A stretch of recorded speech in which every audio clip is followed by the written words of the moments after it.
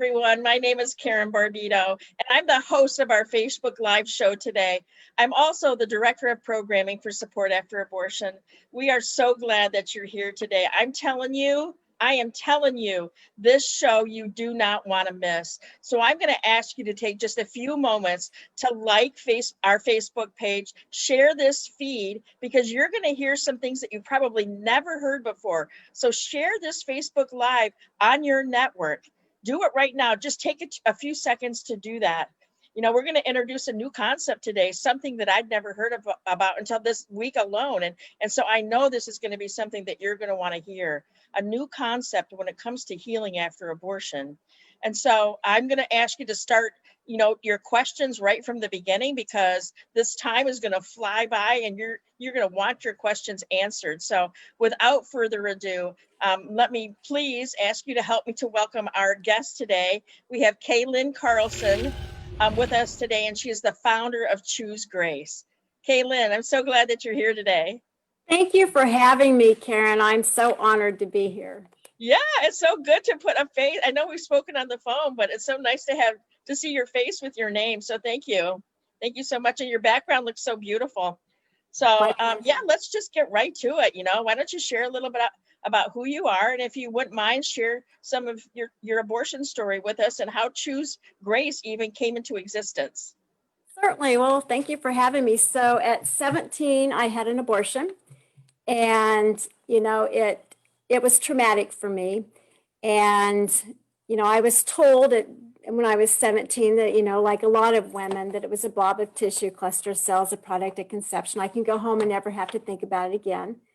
And there were a lot of circumstances surrounding my abortions, such as, being 17, young and dumb, being very fearful about how I would ever survive, how I could ever take care of a baby, thinking I was going to lose all my social support, and just, very fear driven. So I felt like it was my only choice. And my dad had said that if either my sister or I had gotten ourselves pregnant, that he would kick us out of the house. And I believed him.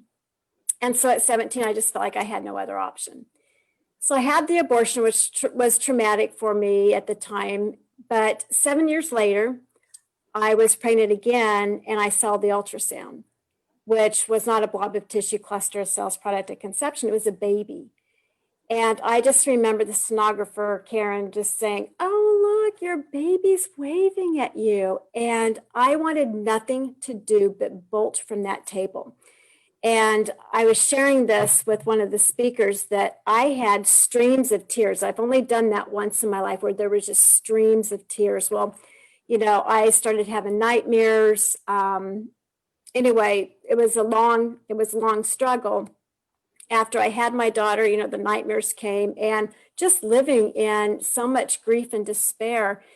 And at my lowest, I really did pray to God to take my life, that I could not deal with the pain any longer, and that I was dealing with hell on earth. He might as well take me, because you might as well get it over with.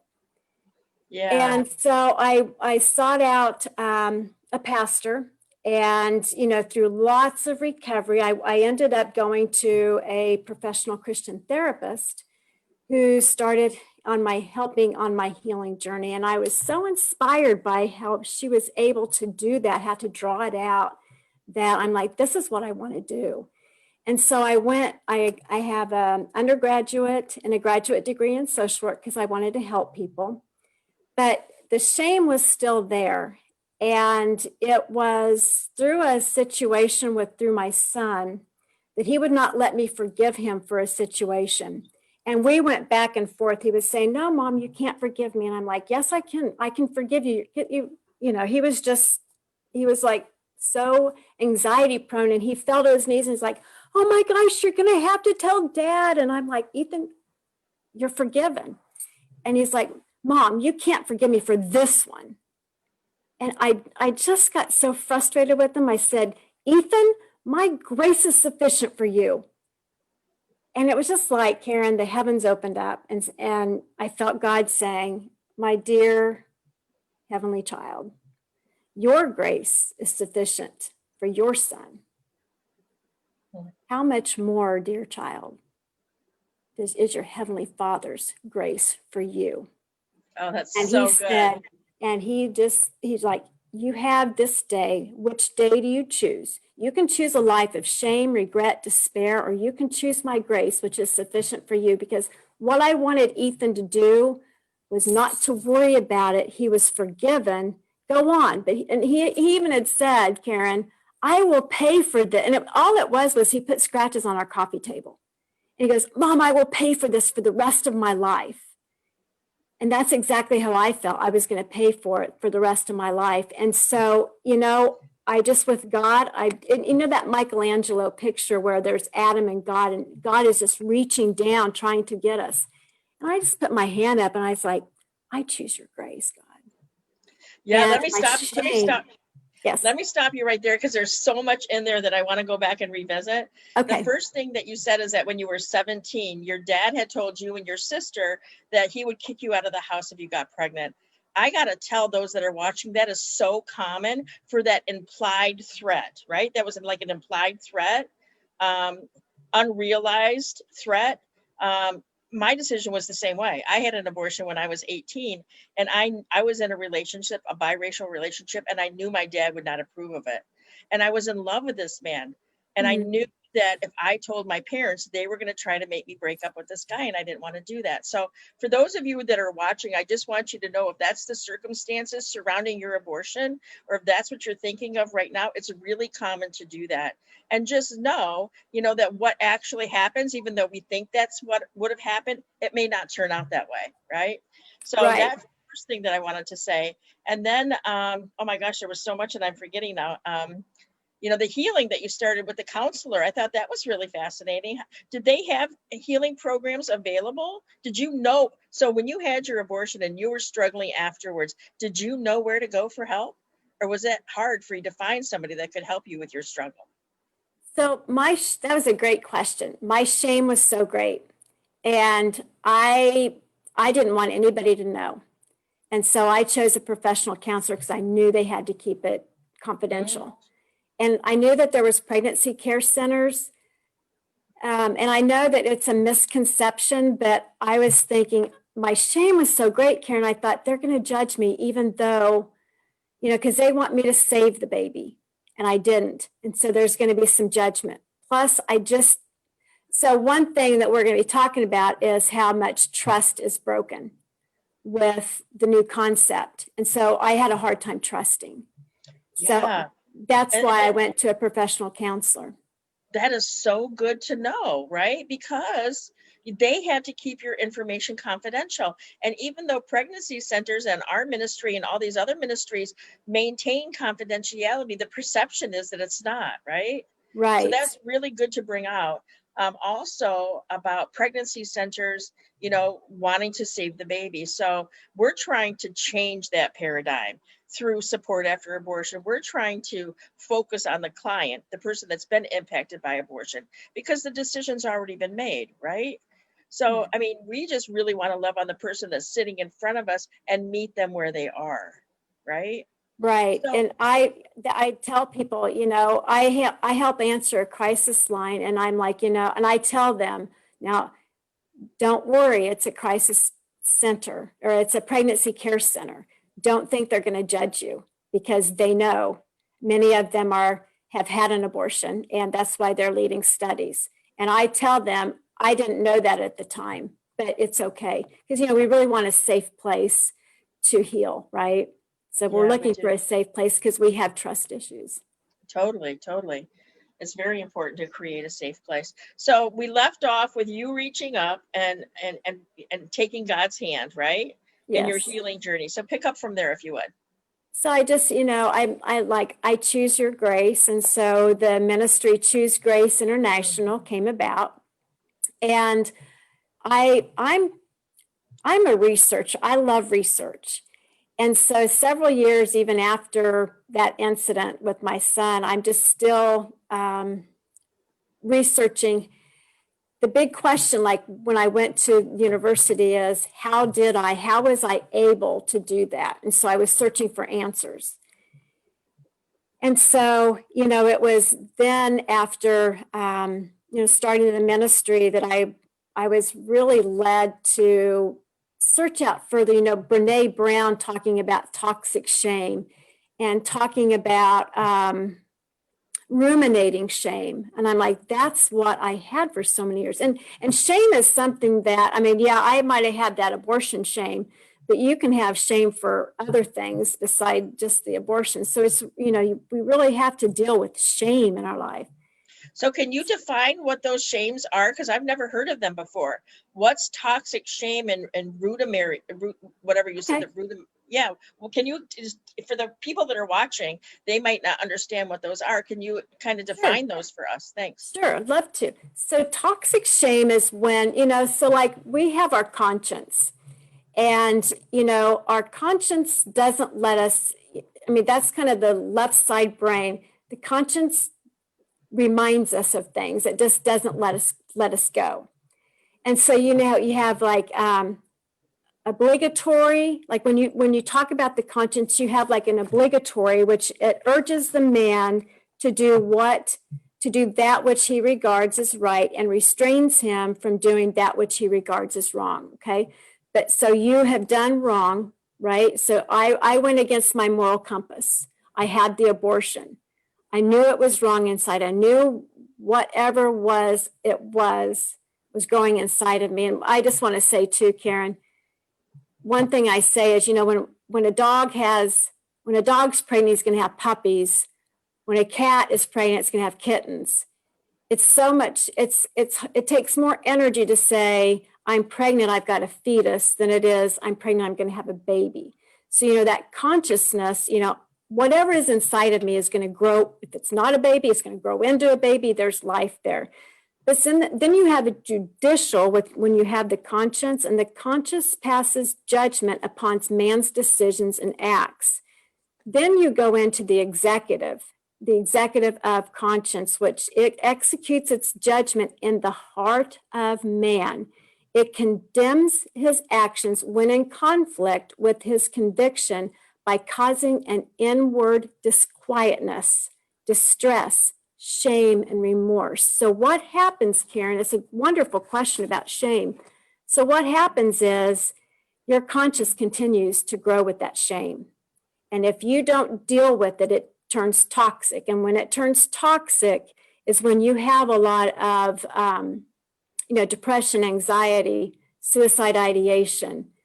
And so that's toxic when it goes past when you have not been able to deal with your shame. Okay. Does that make sense? It does. It really does. And so, wow, this is ruminating shame then is where the difference is. Ruminating shame is where it's like you're horrified about what happened. So like I ruminate, and I know a lot of women do, and men in society, we ruminate on how the baby died. And the big elephant in the room is how the baby died. And the ruminating shame is the horror of how abortion occurs. Yeah, that's a lot. So let me summarize a little bit and make sure that I've got this right. Okay. So this is the new concept, people. I'm going to introduce it because you haven't used the words yet, that abortion is a moral injury. And it has everything to do with making a decision that's outside of our beliefs, where we're making a decision that we know is a wrong decision to make, and we make it anyway, right? Is that kind of what I heard you say? Right. And that the subconscious is activated when we cross those lines. Really, unconsciously and consciously. So we're having Martha Shuping on our summit, and, she talks about oxytocin, how we even unconsciously attach to our babies. But so moral injury, we can introduce that topic. So when I was going back to trying to research toxic shame or ruminating shame, I came upon this term moral injury, and I studied it. And I believe, Karen, that this is the missing key, the missing link. So we have post-traumatic stress disorder. And even though, I do believe that, like there's some war veterans that can go through war and not suffer from PTSD. Mm-hmm. just as there's women that can go through an abortion and not suffer from PTSD. There are some women like myself that have suffered from PTSD. And so this moral injury piece, so we do have the PTSD, but what was happening, as I learned with the combat veterans, there was still suicide. They were committing suicide like 23 a day. So the government, the secular treatments were not hitting the core issue because they were still committing suicide. They were trying to treat this PTSD. So this moral injury was first coined, the term was coined by Jonathan Shea. And it's divided into some parts, and it's just pretty easy when you just kind of conceptualize this. So moral injury is a betrayal of what's right. Okay, so it's kind of like your moral compass is a betrayal of what's right in a high stakes situation. Well, what could be more than a high stakes situation for parents to abort their child?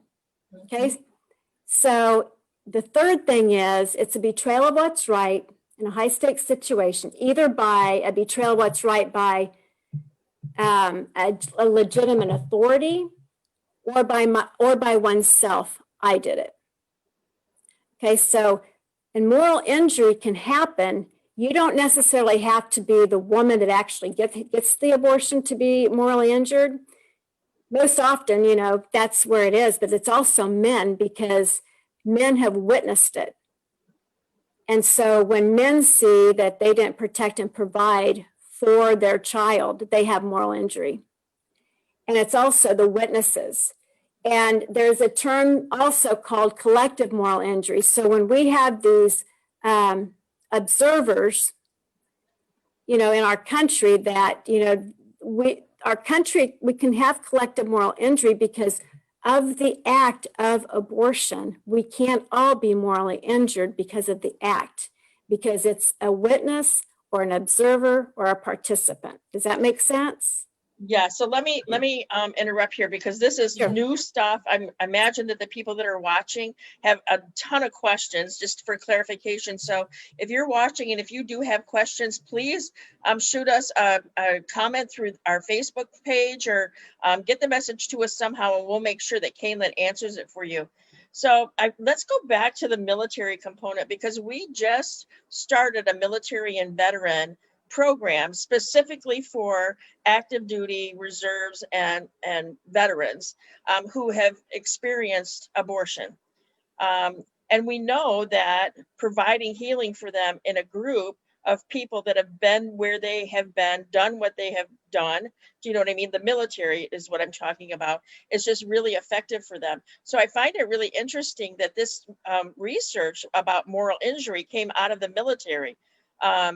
And so can you expound on that a little bit? Why do you think that was? Well, and just like, thank you for that question. Very good question, because, PTSD originated, that at first was called shell shock.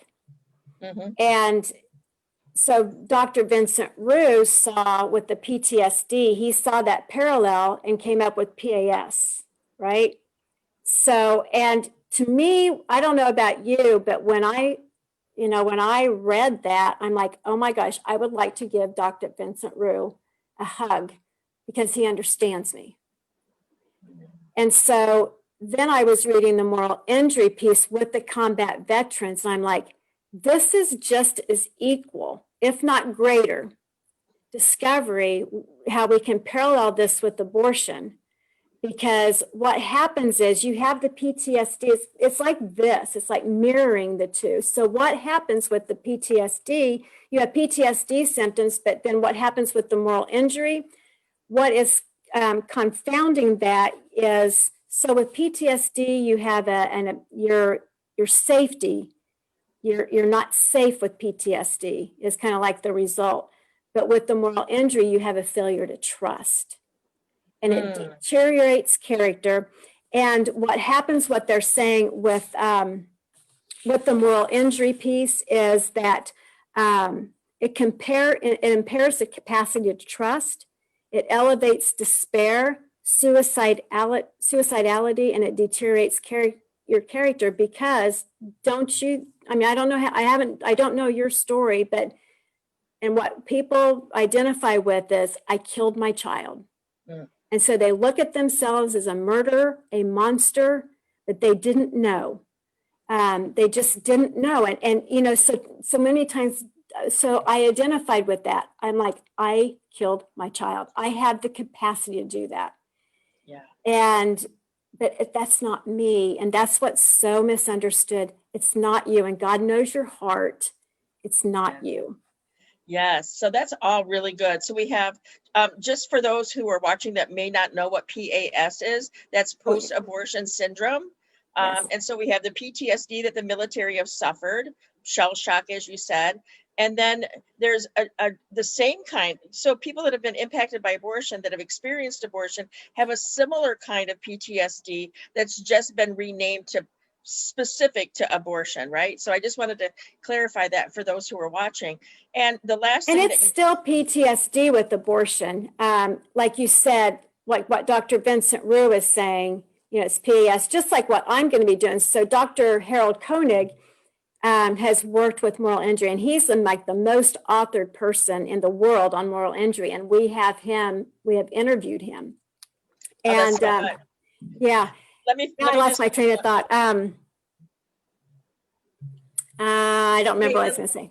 Kay Lyn, let me finish up what I was saying before about the PTSD and past. And then what you led into is about the shame, right? So guilt is feeling bad about something that we did, something that we can learn from so we don't make that mistake again or make that choice again. Shame has to do with how we feel about ourselves, right? And I think you've stated that very clearly today. So, and then you said that so often, and it's totally my story, that I can remember I had my abortion at 18. I went on with life. I thought it was fine. I got married and found out I couldn't have kids. And I can remember it like it was yesterday. I can remember saying to myself, oh my gosh, I have killed the only baby God has for me. And I lived that lie, which is a lie for any of you watching. And I'm sorry if that was harsh for you to hear. We have people, if you're struggling or have been triggered by anything that's been said today on today's show, please reach out to Support After Abortion. We have people waiting that can talk to you or text with you right now. But that's what I did. And I lived out of that lie for decades, right? Yeah, I did. So to move us along a little bit, I know that there's some dimensions that can help people to understand what the moral injury is all about. And I believe that we have even a graphic that we can show. So while you're talking about them, Kay Lyn, we can have this graphic up so those that are watching can see what these dimensions are. Yes, so and I remember I was going to say, so circling back to moral injury with Harold Koenig, so he has like a moral injury scale for veterans, right? And so I'm doing the same thing as Dr. Vincent Rue did with the PTSD to PAS as what Dr. Harold Koenig and, you know, the term moral injury with war veterans, combat veterans as the moral injury of abortion. So that's how we're doing that. And we're paralleling that. So what Dr. Harold Koenig, he went a step further because moral injury, so when you think of holistic healing, you think body, mind, soul, and spirit. Well, when I was a social worker, we only took the aspect of body, mind, like the biopsychosocial. We didn't take the spiritual piece. And so what Dr. Harold Koenig has done is taking it a bit further to include the spiritual, because there are there's a lot of spiritual issues surrounding abortion. So he's come up with this dimension scale. And, you know, there's 10 dimensions. And Karen, I would like to ask you, just because I'm just, you know, when I ask these questions to people, how many of these can you relate to, Karen, with your abortion? Guilt, shame, betrayal? Did you have moral concerns? You know, a lot of times there's such ambivalence, isn't there? I don't know if I should have this, but I'm going to go ahead and do it anyway. That's called having to morally disengage yourself to be able to have the abortion, because you're in a crisis situation and you're using your left brain to survive. But then after the abortion is when the right brain comes in, and that's the emotional side. And that's when the moral concerns that's when the morality comes in. Oh my gosh, what did I do? Loss of trust, loss of meaning, self-condemnation, difficulty forgiving yourself and others, religious struggles. I've committed the unpardonable sin. And then loss of religious faith, like I did. I mean, I just thought, I lost my religious faith for me, not for my husband or anybody else, but just for me. Yeah, that's a really long list. I could probably say that I really related to 5 or 6 of them. When I had my abortion, I wasn't a believer. I wasn't pro-choice or pro-life. I was pro-me. I wanted to save my relationship that I knew I would be forced to end had my family found out. And so I was trying to protect that, so I wasn't thinking of it as a baby or as tissue. I didn't even know anything about that kind of stuff.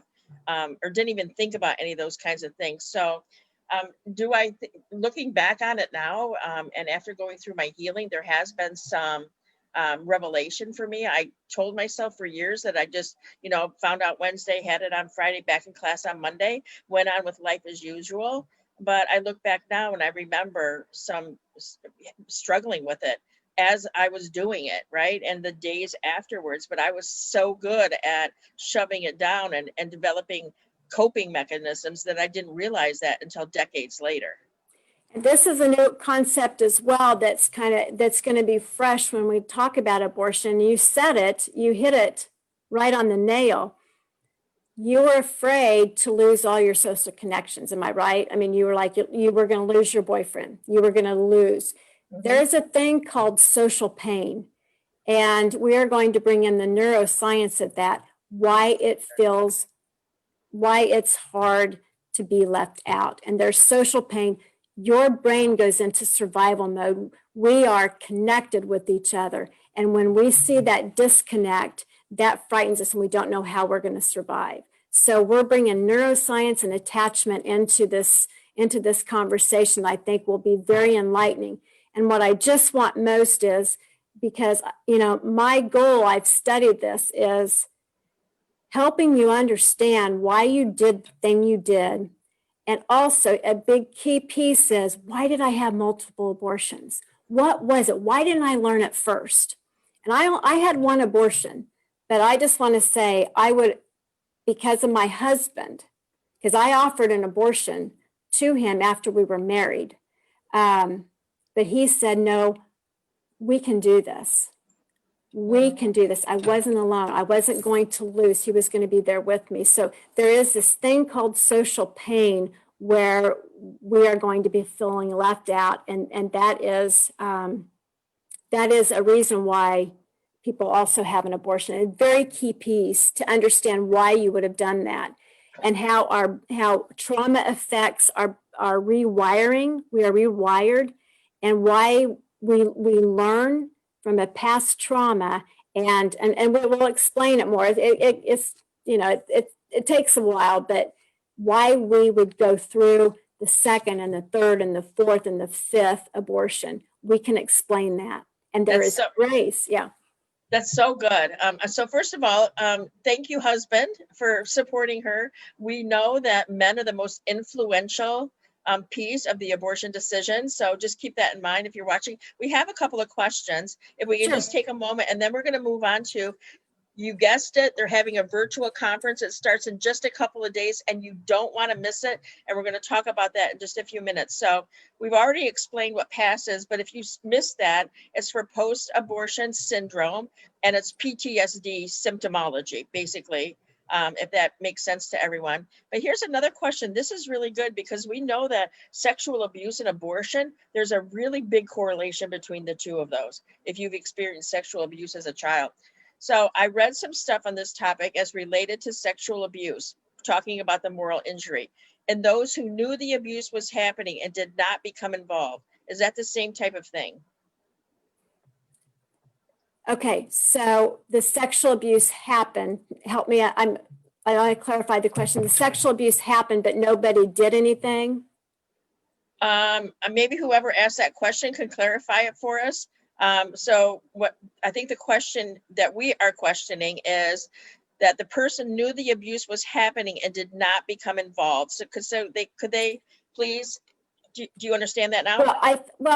What I'm sensing is okay. So they were morally injured because of the sexual abuse. So when you talk about legitimate authority, if it was your parent, if it was your uncle, if it was your stepfather, if it was this human trafficking, there's a moral injury there with sexual abuse, and there's also a moral injury with abortion. And so you think about legitimate authority. So like I think of my legitimate authority as my dad. I think of legitimate authority. So my grandfather, 8 generations ago, signed the Declaration of Independence, Jonathan Hart. So we were taught government good, government right. And so, we're not going to go into the law, but had it not been legal, I like, well, government good, if abortion's legal, it must be okay. It must just be my parents. So I think like government is my legitimate authority. Then you go into the abortion facility and, what we've learned is, they were advocates. I mean, a lot of them really thought they were doing what they thought was right. But, they were more advocates, not counselors. And so when you go in and say, is it a baby? They say it's a blob of tissue. They present themselves as a legitimate authority. And also the sex education in our public schools, Planned Parenthood offers the education. So that legitimate authority came in and taught us about abortion, because something that happened to me is like, how was I at 17 so I'm going to get an abortion? I didn't even put any thought to it. How was I so gung-ho, so wired to do that? Well, we had learned it early on.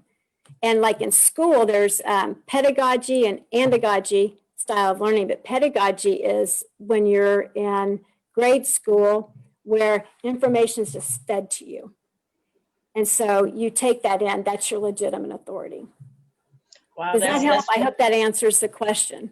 Yeah, no, that was really good. And that's so true, the legitimate authority, right? We do that. We're talking about being at the clinic and how, they are the legitimate authority when you're there waiting for your abortion. But I just want to bring it to everyone's attention, and you alluded to it earlier, that there are abortion workers that have moral injury from being part of that whole abortion process. And so if there's anybody watching that works in a clinic or does that and is struggling with that, there's a great organization that can help you. They're called And Then There Were None. And so please reach out and contact them. They can help you get out of that industry if that's what you're looking for, in a number of different ways. So thank you for bringing that up. We do have another question. Okay, go ahead. How is social pain correlated with codependency?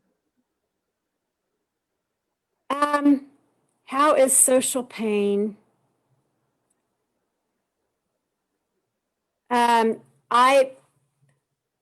To give it a good answer, I would like to really think upon that. But, when you think about codependency, we all need people. So I would challenge like the codependency. We all are interconnected, just like we all need to be in groups. Like that's why church is so important. That's why this COVID, when we're disconnected from people, we get energy from people. We need to be connected.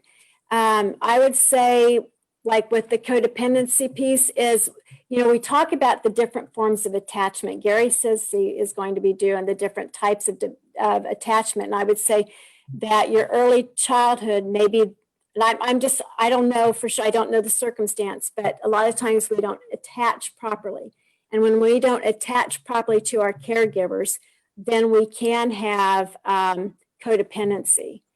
And so I would see it more of that, with the attachment. Yeah, and that really does speak to our book, Unraveled Roots, that Melinda Means, Lisa Rowe, and myself wrote. It's about security is the very first layer of structure that a child needs in order to be able to move forward, and out of that place of security, your identity is formed. And if something happens in between that time, like for example, your parents got divorced when you were 5 years old, and you believe that your dad left because he didn't love you, that's the lie that we tend to believe, and then we operate out of that lie. So typically that person might spend a lifetime trying to fill that void of not feeling loved by her father, and do it in all the wrong ways, starting sex early, being, coming up with an unexpected pregnancy, choosing abortion as a result. So I think that's what they're talking about here, is that at a very young age, roots developed that just drive our need to have someone in our life, right? Well, and there could be that PTSD where some of the end result is not feeling safe. Yeah. So true. So if you haven't already, please share this live feed with your network. They're going to want to hear this information. It's a very new concept, the moral injury of abortion. And so now let's segue in. You guys are having a virtual conference. We are so excited that you're having a virtual conference with all these experts that are going to explain this even more thoroughly, so that we can better understand. We're all about options, right? If there's a way that people can connect with healing in this manner, we're all for it, right? We just want people to get healed. So excited to learn more about this. So tell us about your conference. Who's going to be there? What are some of the topics, and who should attend? Oh, okay. So the moral injury of abortion, it's actually it's called the Summit of Grace, the moral injury of an abortion. And so what I have done is I have interweaved my story. My abortion was 17, when I was 17. And so I've got like 35 years of all this research. And I am just sharing my heart. I'm sharing everything I've learned. Because Karen, we haven't talked about this, but I'm to the point where I don't want anybody else to suffer the way I suffered. And I want to give you what I have learned. Now, you can take what I've learned and maybe apply it, disagree, but these are the things I've learned. And so part of the summit, I've interviewed one-on-one over 40 people that are professionals, mental health professionals, people that share their stories, pastors, ministers, social workers, trauma therapists. So and neuroscience, and people like Kurt Thompson that talks about shame, Everett Worthington, who's world renowned for forgiveness. And, we cover some of these healing dimensions, but, so the Summit of Grace is it's 3 days. It's 8 hours a day. It's a free online event happening this Friday, Saturday, and Sunday, and covering, I pretty much, I don't know if there's a stone left unturned of how I've experienced, what I've experienced and what I've learned. And so and who's it for? So many times I hear, oh, I wish you could talk to my mom, or I wish you could talk to my daughter, or I wish you could talk to my husband. This is the way we're going to be able to talk to him. And I know for myself, my shame was so great that I didn't want to get out. It took me a lot of courage to even to go to a therapist. So we are wanting to meet you in your home to be able to understand yourself, understand your situation. If you know people that are hurt, your loved ones, and you want to learn more about abortion and how to help them, to educate yourself, this is for you. If you're a mental health professional and you want to know how to help your clients, instead of rationalize out the decision, you need to get to that core piece. Like war veterans, you need that core piece to be able to heal. And also, this is a key piece for me, is understanding the heart of the man and the woman, because so many times, I have had experiences where people have hurt me because of the things they say, like, oh, women just have abortions, they just kill their babies and nothing, they're okay with it, like we're skipping merrily down the road to get an abortion. That is not true. And I want others to stop hurting us and to hear us and to listen to us, to put their situation and into, just to put on their listening ears and to walk in our shoes, try to walk in our shoes and listen how it feels.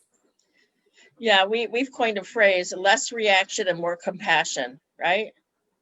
We want less reaction from people that hear our stories and more compassion, and less judgment. less judgment, because, you think of, John 3:17, Jesus did not come into the world to condemn the world, but to save the world. But we're so condemning. Yes. And just to know that, women are hurting, men are hurting, we are hurting, and we need to be heard and we need to be respected. And one of the things I say is, how would you talk to a combat veteran is how you would talk to a woman that's had an abortion or a man that's had an abortion. So think about that when you talk about it, and you just don't know what you don't know. So I have a few things. I just want to educate. That's my heart. I don't want to condemn. I don't want to shame. I just want to educate. Yeah, and we can hear your heart all over your conversation. So thank you for your passion. It really comes through. Give us the dates of this summit again, and give us the dates. September 25th, 26th, and 27th. And it's free to anyone that wants to watch. It's free, yes. And there's a question here. Will the summit be archived for visiting at another time? Or is it just during those days? Right now it's going to be just those 3 days. And, it is going to be recorded, and there will be an all access pass that one can purchase. But for right now, we might air it another time. But for this time, it's just these 3 days. Okay, great. Thank you. Well, we're just about out of time. I just want to let everyone know that's watching, don't spend this weekend at this conference. It is going to be worth it. You're going to learn so much. I just loved how she closed saying, how would you talk to a military vet? Think about that, get that image in your head. And that's how you need to talk to someone that's experienced abortion. I love that. It's such a great wrap up. For those that are watching, I just want to thank you, Kay Lyn. Kay Lyn became a grandma today, and she still chose to come on the show. So just thank you so much. Congratulations with the new grandbaby. Yes, we'll be here next week. So every Tuesday, 4 p.m., we do the Support After Abortion Healing Network Facebook Live. I just really look forward to seeing you next week. We're going to have Wendy Giancola, the author of Transforming Your Story, on our show. 4 p.m. on Tuesday. We'll see you then. Thank you all for watching. Come to the conference this weekend. And they can register at summitofgrace.com. Thank you, Kay Lyn. Thank you for having me. You're welcome.